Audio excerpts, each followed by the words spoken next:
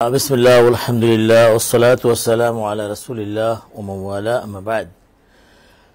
ইসলামের ইতিহাসে তথা মানব সভ্যতার ইতিহাসে মুহররম এর 10 তারিখ, যেটাকে আমরা আশুরা বলি, এটি অত্যন্ত তাৎপর্যপূর্ণ এবং গুরুত্বপূর্ণ।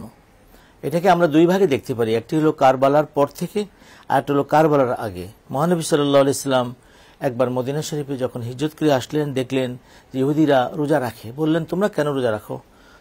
তারা বলল যে মূসা আলাইহিস সালাম ফেরাউন থেকে নাজাত পেয়েছিলেন এই দিনে, সেই জন্য আমরা শুকরিয়া আদায় করার জন্য এটি রাখি। রাসূল করিম সাল্লাল্লাহু আলাইহি ওয়াসাল্লাম তখন বললেন, নাহান্নু আনা আহাক্কু বিমূসা, আমরা মূসার উপর বেশি হকদার, কারণ তিনি নবী, আমিও নবী, এবং আল্লাহ শুকরিয়া আদায় করার জন্য আমি অবশ্যই করতে পারি। তখন মুসলমানদেরকে বলছেন যে তোমরাও আশুরা রোজা রাখো, তবে তোমরা একটু আগে, একদিন আগে এবং পিছিয়ে 2 দিন রাখলে ভালো হয়। তাহলে আমরা দেখতে পাই যে মহানবী সাল্লাল্লাহু আলাইহি সাল্লাম একটি ঐতিহাসিক ইভেন্ট, যেখানে ফেরাউন সাগরে ডুবে মরেছিল, মূসা আলাইহিস সালাম তার দলবল নিয়ে আল্লাহ নাজাত দিয়েছিলেন। এমনি করে ইব্রাহিম আলাইহিস সালাম নমরুদের আগুন থেকে, ইউনূস আলাইহিস সালাম মাছের পেট থেকে, এবং আদম আলাইহিস সালামকে আল্লাহ সৃষ্টি করেছেন। কিয়ামত হবে এই মুহররমের 10 তারিখ।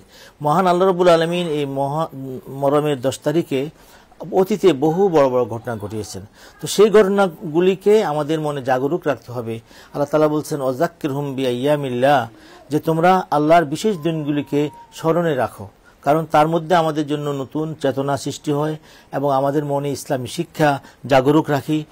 তারপরে আসলাম আমরা কারবালার ময়দানে যে হৃদয় বিদারক ঘটনা ঘটেছিল, সেটিও কিন্তু ব্যাপক অর্থে ইসলামী জাগরণের জন্য এবং ইসলাম বিশেষ করে ধ্বংসের হাত থেকে রক্ষার জন্য অনেক বড় একটা বিষয় ছিল, যে জন্য সুপ্রিম স্যাক্রিফাইস হযরত হুসাইন রাদিয়াল্লাহু তাআলা আনহু তার জীবন দিয়েছিলেন। তো এখানে আমরা দেখি যে মুহররম প্রতিবার আমাদের মধ্যে আসে এই চেতনা জাগ্রত করার জন্য, যে সত্য এবং মিথ্যার মাঝখানে দাঁড়িয়ে আমরা যখন সত্যকে গ্রহণ করব, সেখানে আমাদের আপোষহীন হতে হবে এবং সেখানে আমরা সর্বোচ্চ আত্মত্যাগ করার জন্য প্রস্তুত থাকতে হবে। আজকে আমরা দেখি যে কারবালার ময়দান আমরা দেখি নাই, কিন্তু আজকে ফিলিস্তিনের মধ্যে যে কারবালা আমরা টেলিভিশনে সবসময় দেখছি, সেখানেও কিন্তু আমাদের সেই কারবালার চেতনা নিয়ে তাদের পাশে দাঁড়াতে হবে। যেমন হযরত হুসাইন রাদিয়াল্লাহু তাআলা আনহু অনেকে বলেছিলেন যে আপনি পারবেন না ইয়াজিদের সাথে, আপনি যাবেন না, কিন্তু তিনি বলেছিলেন যে আমি আহলে বাইতের, আমার রাসূল করিম সাল্লাল্লাহু আলাইহি ওয়াসাল্লামের আমি পৌত্র, আমি যদি না যাই তো ইসলাম রক্ষা করবে কে?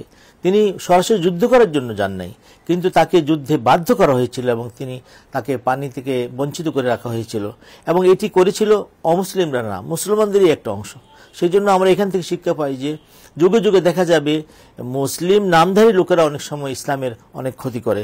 যেমন ইয়াজিদকে যখন খলিফা নির্বাচন করা হয়, এখানে মুয়াবিয়া রাদিয়াল্লাহু তাআলা আনহু তিনি অনেক বড় ভুল করেছেন। কারণ কি? তিনি জেনে শুনে তার অযোগ্য ছেলেকে এখানে দিয়েছেন এবং এখানে তিনি এক চুক্তি ভঙ্গ করেছেন। কারণ তিনি চুক্তি করা ছিল যে হযরত হাসান রাদিয়াল্লাহু তাআলা আনহু এবং তারপর হুসাইন হবেন খলিফা, কিন্তু সেটা না করে উনি চুক্তি ভঙ্গ করেছেন।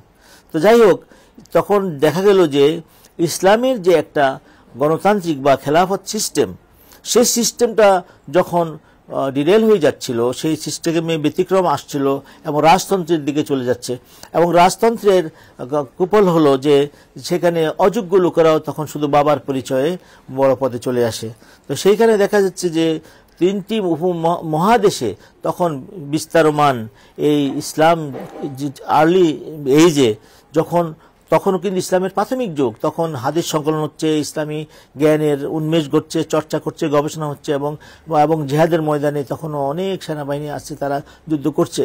ঠিক এই সময় যদি ইসলামী খেলাফতের নেতৃত্ব এরকম একজন অযোগ্য লোকের কাছে চলে যায়, তাহলে ইসলামের অনেক বড় ক্ষতি হয়ে যাবে। সেই ক্ষতি থেকে বাঁচাবার জন্য তিনি সর্বশেষ নিজের জীবন পর্যন্ত দিয়েছেন, এবং সেখান থেকে আমরা সব সময় একটা চেতনা পাই, আমরা আমাদের মনের মধ্যে শক্তি পাই, এবং এই ঘটনা আমাদের জন্য আদর্শ হয়ে রয়েছে যে আমরা যুগে যুগে যখনই আমাদের ইসলামের কোনো বিপর্যয় ঘটবে তখন আমরা অগ্রসর হব।